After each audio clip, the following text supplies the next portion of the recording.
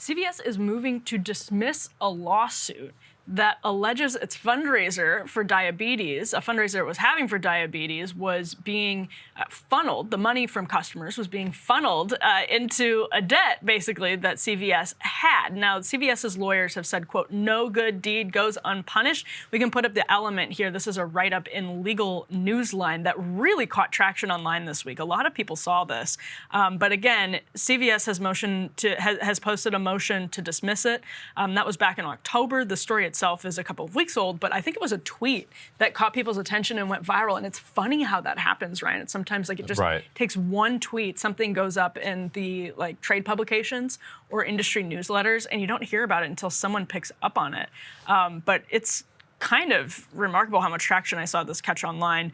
CVS further promised that at the conclusion of a 3 plus years of fundraising, CVS would, if necessary, make up the difference between the cumulative customer donations and $10 million. Obviously, upon signing, CVS did not assume an unconditional $10 million debt to the ADA, that is the American Diabetes Association. So CVS is claiming it had no debt to the ADA, but CVS agreed to fundraise from its customers and then turn those donations over to the ADA. Ryan, what do you make of this whole thing? Yeah, so the initial kind of viral meme basically was that CVS had a debt to the American Diabetes Association, and that they were then getting their customers to pay their debt. That turned out not to be true.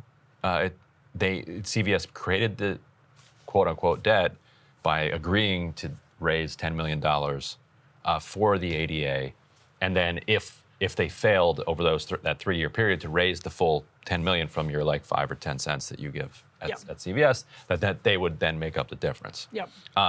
So okay, fair point. That was a freak out at CVS for no reason. Now, I think you could the reason that corporations do these things, I think, can be interrogated a little bit. It's not just pure humanitarian gestures. Although, because CVS is going to get a tax deduction, for bundling everybody's money and sending it over in that direction. But this is at least this is a place where the charitable work and the business are kind of lined up, because they actually would like the Diabetes Association to succeed in reducing the amount of diabetes. Wait a minute. I've just talked myself out of this. You changed mid-sentence. Wouldn't they want more diabetes, for their business model?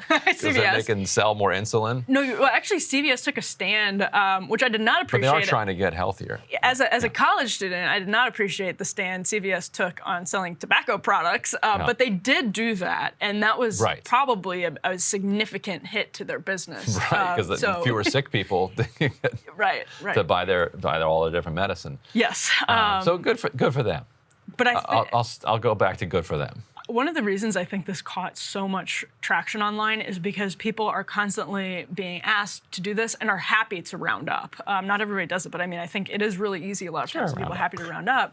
But first of all, so that happens to a lot of people a lot, and they want to know that the money is going to the right place because they're being asked to make this donation without a lot of time to look into it, and you're just trusting that the corporation is doing the right thing with your money and that the charity is doing the right thing with your money as well. But when you're at a point of sale, it's a really heavy trust relationship, and the burden of proof is in their court. It's in the court of the corporation and the charity, and you just have to trust them. And so it's because so many people have been asked to give that trust away so many times when they potentially feel like it's been violated, it's a really big deal to people. And again, I think this really started with the tweet that was on December 5th. It's mega viral. We've got 72,000 likes and around 18,000 retweets. It's the time we're taking What did he say?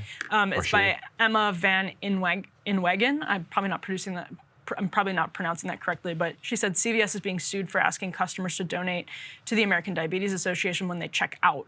Those donations are in fact not sent to the ADA, but instead reimburse CVS for a legally binding obligation of $10 million that CVS promised earlier.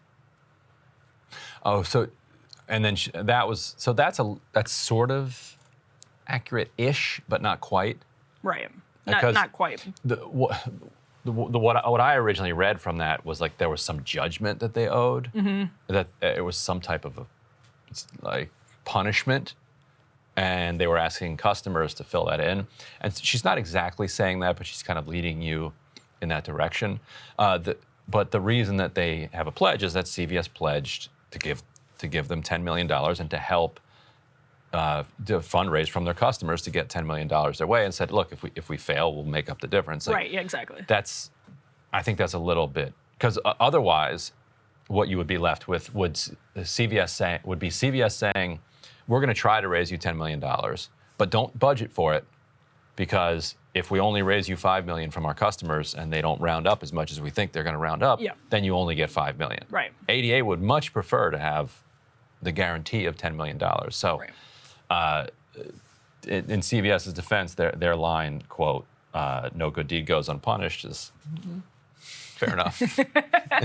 But again, like, it is one of those things where people will, again, like that 72,000 likes on that tweet in just a couple of days. That's a tweet from December 5th, I should say. So it's not even like one that's been up for a while, even though this lawsuit, this motion to dismiss, I believe was from October, and the write-up itself that we're looking at here is from a couple of weeks back. It's just what's the word I'm looking for? I mean, it's a sore spot for people, because they probably have placed their trust in these companies many times at the checkout point.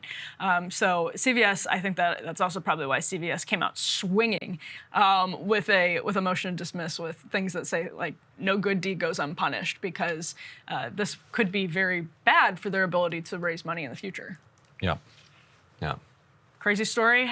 Crazy how things can just strike viral gold and make us look at trade publications articles from a couple of weeks back and get to the bottom of it. Yeah, and I don't read a lot of legal newsline. Somebody was telling me like a year ago about a kind of black beauty product company that got hit on TikTok with a claim it was like organic beauty products, that it's like these are not organic, and B, it's no longer black owned.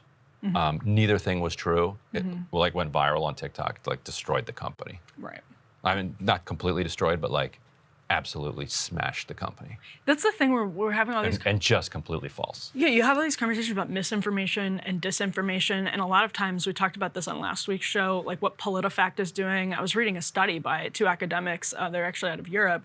They looked at a lot of PolitiFact stuff that is just plainly uncheckable, and these are not like right-wingers by any means, but they're just looking at certain things and saying, like, you can't have an objective fact check of this percentage of claims, and it was a lot. It came to something like 44% of PolitiFact changes in the sample of like 858 of them, and it's misinformation and disinformation. Like, there's so much stuff that goes viral that is objectively fact checkable. You can objectively say it's absolutely wrong. Is this company still black owned? Oh, yes. Its product's still organic? Well, here's the evidence that it is. Right, and it's not all political, but it's so damaging in certain circumstances. So it's just a shame, I think, that we spend so much time fighting about things that are subjective, when you can look at things and get to the bottom of them and say, this is legitimate disinformation. Yeah, nobody trusts anything.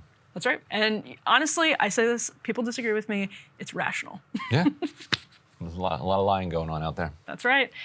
Crazy story. I was going to say we'll keep following it, but it looks probably like not. I think CVS is going to win this this motion.